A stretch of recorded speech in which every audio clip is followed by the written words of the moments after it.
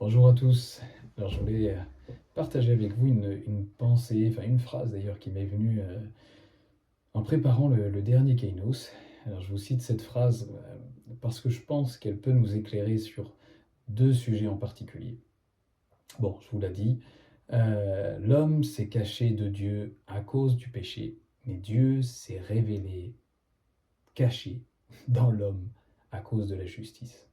Je répète, l'homme s'est caché de Dieu à cause du péché, mais Dieu s'est révélé être caché dans l'homme à cause de la justice.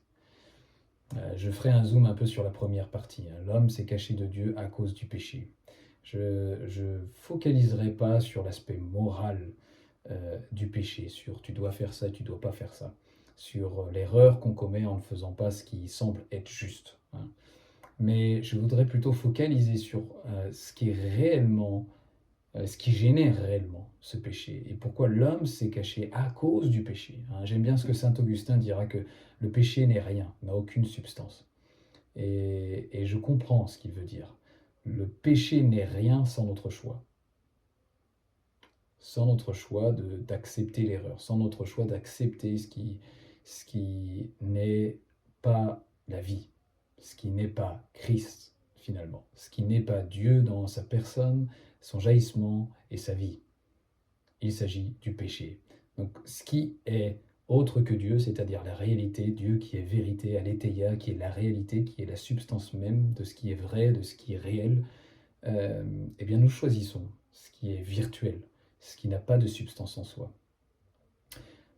Si on revient d'une manière, j'allais dire, plus originale au verset de Genèse, Genèse chapitre 3, alors je vais le lire parce que je l'ai sous mes yeux cette fois-ci, je ne marche pas dans la forêt. Genèse 3, 6. La femme vit que l'arbre était porteur de fruits, bon à manger, agréable à regarder et précieux pour ouvrir l'intelligence. Alors, bon, je me permettrai une lecture différente et selon d'autres compréhensions, même rabbiniques d'ailleurs, que la lecture uniquement littérale d'Adam qui fut l'homme et Ève qui fut la femme, mais où Ève représente cette facette et une facette de l'intériorité libre, de la volonté libre de l'homme, dans le libre arbitre qui lui a été donné dans l'image même de Dieu.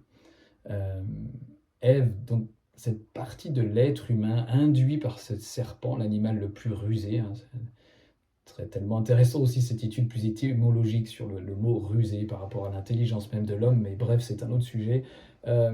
Mais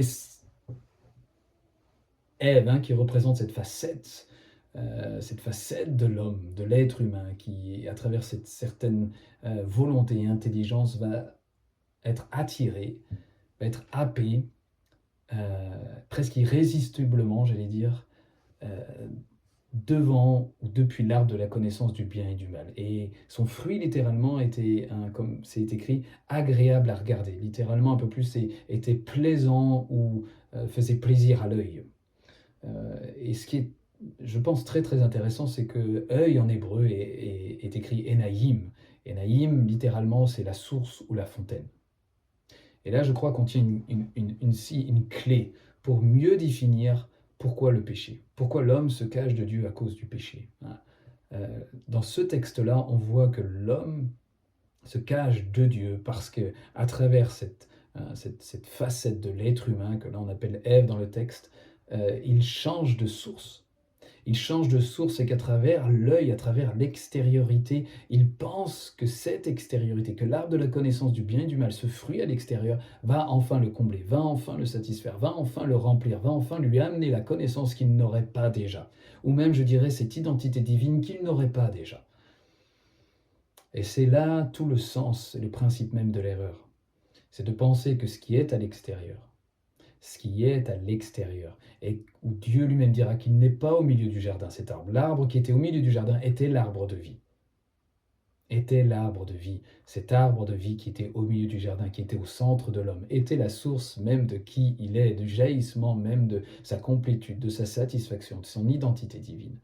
Quand Dieu, dans le début du récit de Genèse, souffle sa respiration divine, le prend et le rapproche de lui, et à travers un baiser, comme dans une tradition rabbinique, souffle sa respiration de vie, sa respiration qui est esprit, et il devint une âme vivante. Dans d'autres textes hébreux, il est traduit, devient un esprit communion, un esprit parlant. Il ne manquait rien à l'être humain au tout début. Ce n'était pas Adam et Ève n'étaient pas une première version, et heureusement Jésus est arrivé, il y a la dernière version. Non, il ne manquait rien à Adam, à cet être humain universel Adam. Il ne manquait rien. Mais dans cette libre arbitre, cette liberté qui est selon l'image de Dieu, où le Père n'est pas un dictateur, n'est pas un marionnettiste, l'être humain a appris à, à vivre, à choisir l'erreur de l'extériorité, a choisi l'erreur de son œil qui a trouvé le fruit plaisant, a choisi de changer de source, d'alterner, de basculer sur une autre source qui est celle de l'extériorité. Et cela nous concerne tellement aujourd'hui. Si nos vies sont consciemment ou inconscientes, à travers les exemples que je vais donner, concernées par ça, c'est-à-dire à travers une nouvelle voiture qu'on pourrait avoir, changer de femme si on pense qu'on va aller mieux, avoir un nouvel ordinateur parce que ça va changer notre vie, toute chose de raison ou de raison ou de cause extérieure qui pourrait enfin satisfaire notre vie, enfin compléter notre vie, enfin combler nos vies. Et là, je parle par exemple dans le milieu plus chrétien, que enfin ce pasteur, enfin cet apôtre, enfin cet enseignant va combler ma vie, va satisfaire, va m'amener la révélation dont j'ai besoin, va m'amener la guérison dont j'ai besoin, va m'amener la satisfaction dont j'ai besoin.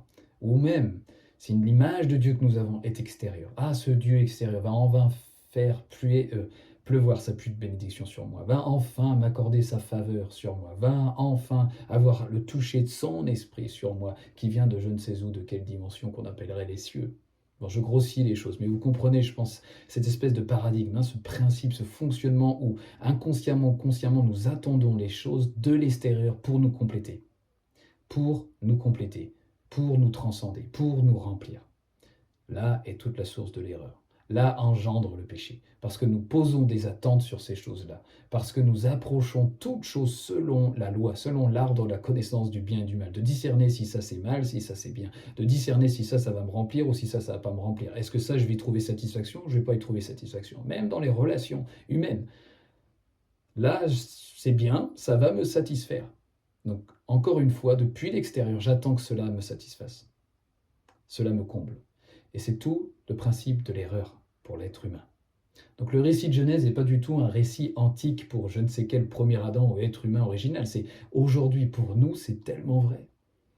Et l'homme, cette phrase disait l'homme s'est caché de Dieu à cause du péché. C'est pas simplement cet Adam qui s'est caché parce qu'il a entendu la voix de Dieu dans le jardin, il a eu peur. C'est cette intimité qui est la nôtre aujourd'hui, cette intimité intérieure, ce qui est notre cœur en réalité, notre âme, comme vous voulez, à l'intérieur de nous, se cache de Dieu en pensant qu'il n'est pas là, dans toute sa plénitude, dans toute sa plénitude, dans toute son entièreté. Le royaume de Dieu est au-dedans de nous, nous dira Jean Jésus dans Luc 17, 21. Il est là, dans son entièreté, le royaume. Il n'est pas à travers un autre ministère, il n'est pas à travers une nouvelle voiture, il n'est pas à travers un nouvel ordinateur, il n'est pas à travers même un Dieu qui serait extérieur à nous, où son royaume viendrait enfin nous toucher, puisqu'il est déjà là.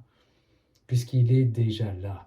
Mais nous avons tellement eu l'habitude de fonctionner sur cette source qui attend depuis l'extérieur, que nous continuons et soupirons après les choses extérieures, quel que soit leur nom, même dans les choses jolies du christianisme. Si nous attendons ces choses-là depuis l'extérieur, nous serons constamment frustrés. Et cette espèce de tourment languissant qui dure d'insatisfaction durera et durera et durera. Et on a beau se dire, la semaine prochaine sera mieux, le mois prochain sera mieux, l'année prochaine ça sera mieux, quand j'aurai tel ministère, quand j'aurai telle voiture, quand j'aurai tel enseignant qui vient, quand j'aurai tel je ne sais quoi, jeûner assez, prier assez. On continue, consciemment ou inconsciemment, de fonctionner sur la mauvaise source, qui engendre forcément le péché, puisque Christ n'est pas la source, puisque celui qui est en nous sommeille encore. Puisque celui qui est en nous sommeille encore, comme à l'image de la barque avec les disciples, où Jésus dort.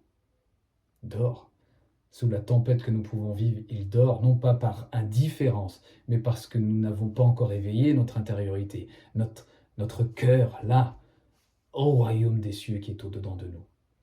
Heureusement, à ma conversion, si on doit parler ce gros mot-là, c'est mon âme a eu un instant, entre guillemets, de retournement où elle a regardé à l'intérieur d'elle et pour les premières fois, elle a entendu le mot de Jésus résonner en elle. La vie de Christ a surgi et a jailli d'elle. Et elle s'est retournée, elle a vu la présence de Jésus. Et après, d'une manière ou d'une autre, par différents modèles que je voyais, je pensais que je devais les chercher à l'extérieur de moi, tout comme à l'instar de la vie de saint Augustin.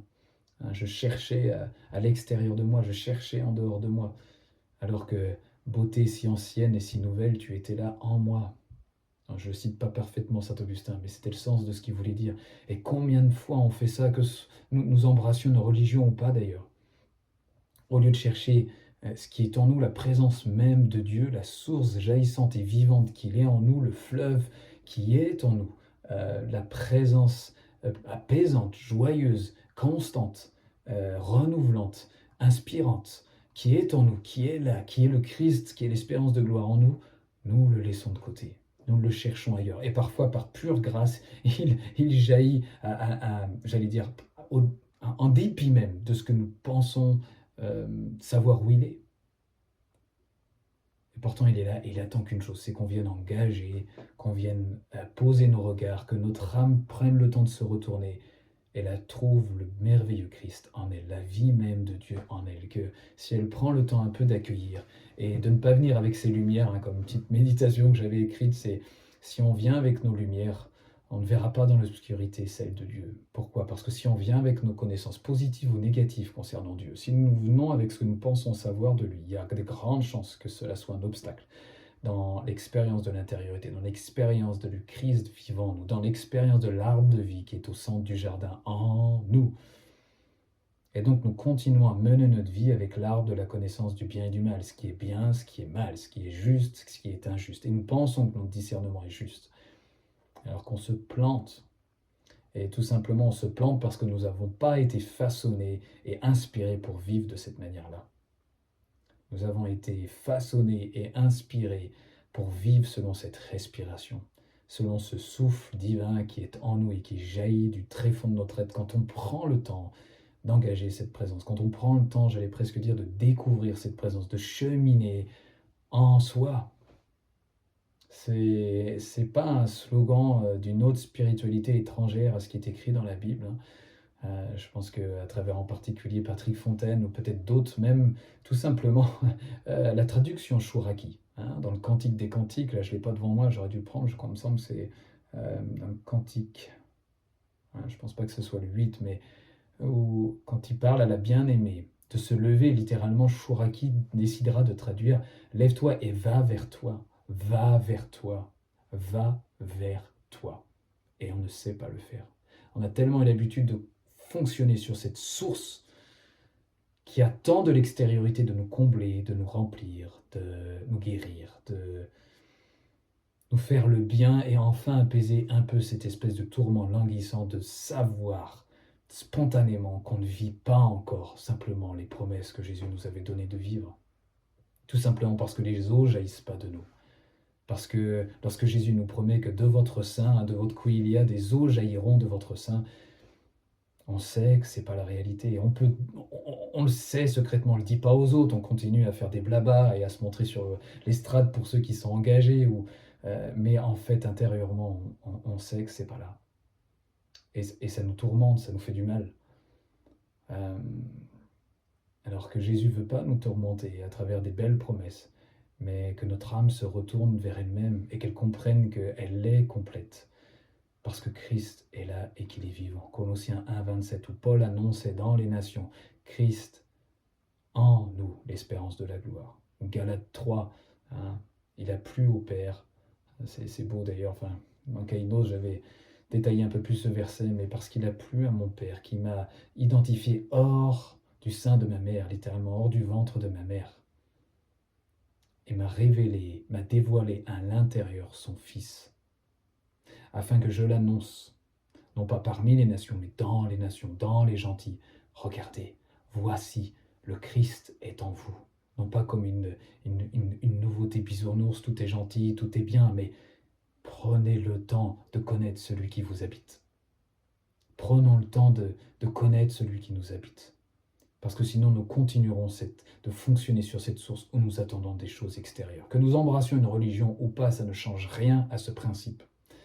Ça ne change rien. Donc c'est tout le sens de si on vient avec nos lumières, hein, si on vient avec nos connaissances, et en particulier parfois religieuses, et qu'on pense le trouver, bien souvent ça fera plus obstacle qu'autre chose. Parce qu'il est là.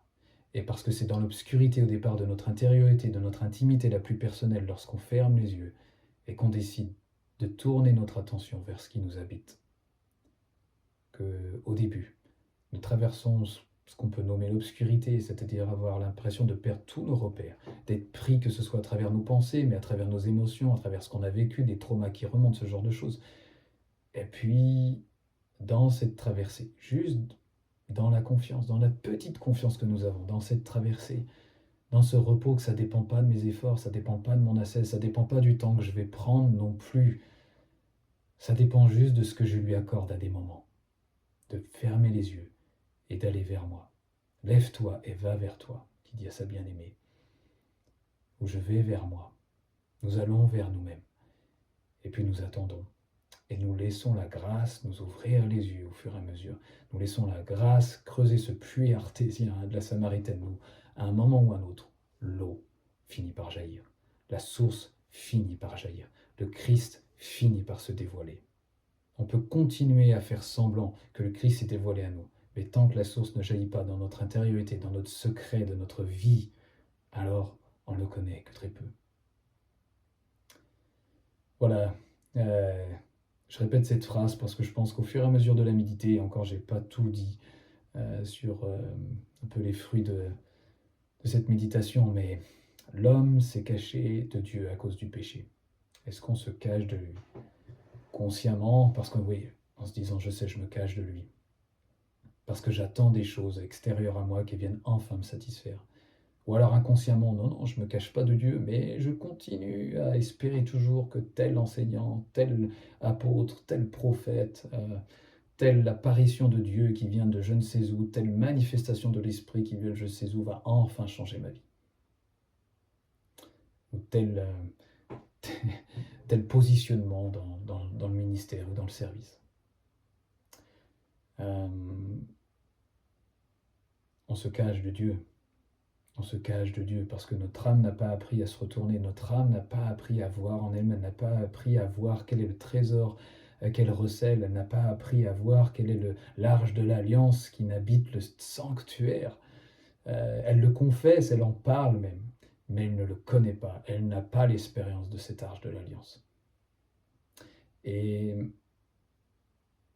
la deuxième partie, mais Dieu, lui s'est révélé être caché dans l'homme à cause de la justice, à cause de l'œuvre de Jésus à cette croix.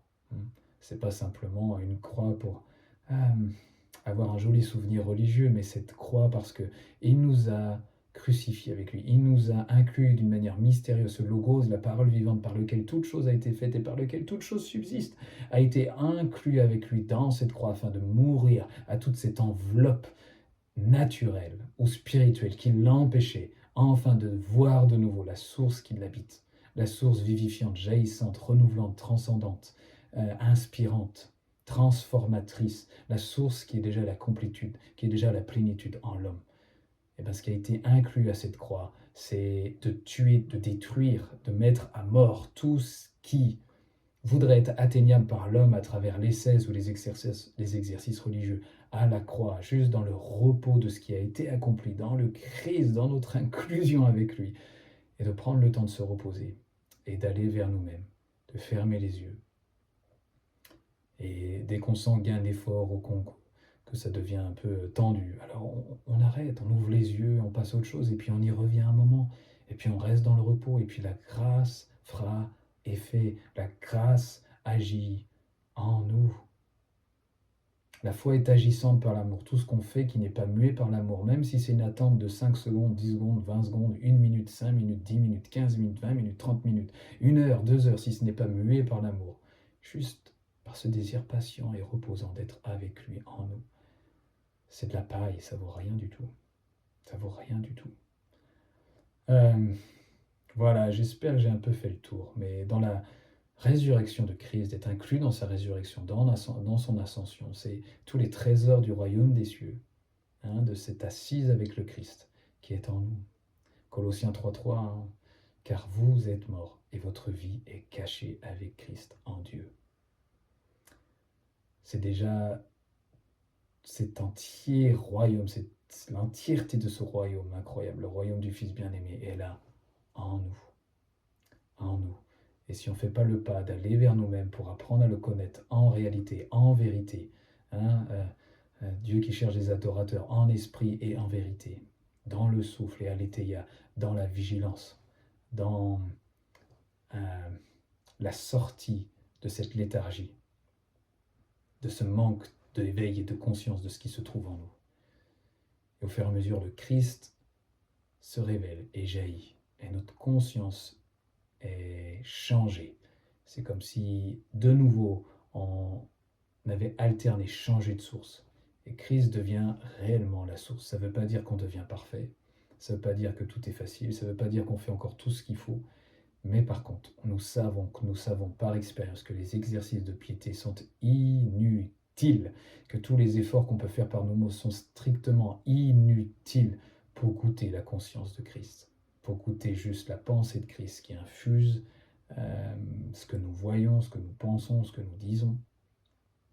Et ce serait, je pense, encore une autre vidéo, mais l'installation de la conscience de Christ, de la pensée de Christ, de l'intuitivité, la spontanéité, où vivre devient Christ au fur et à mesure. Pas à travers les choses qu'on fait pour lui, pas à travers plus de jeûnes, pas à travers plus de prières, pas à travers plus d'intercessions. Je ne suis pas contre ces choses-là, mais tant qu'elles sont faites pour atteindre un but, et en particulier celle de la communion, qu'on se le dise ou pas secrètement, c'est une erreur. C'est continuer à fonctionner à travers la source de l'extériorité. Voilà, j'espère que c'est un peu plus clair, mais je répète cette phrase, j'espère qu'elle pourra vous parler aussi.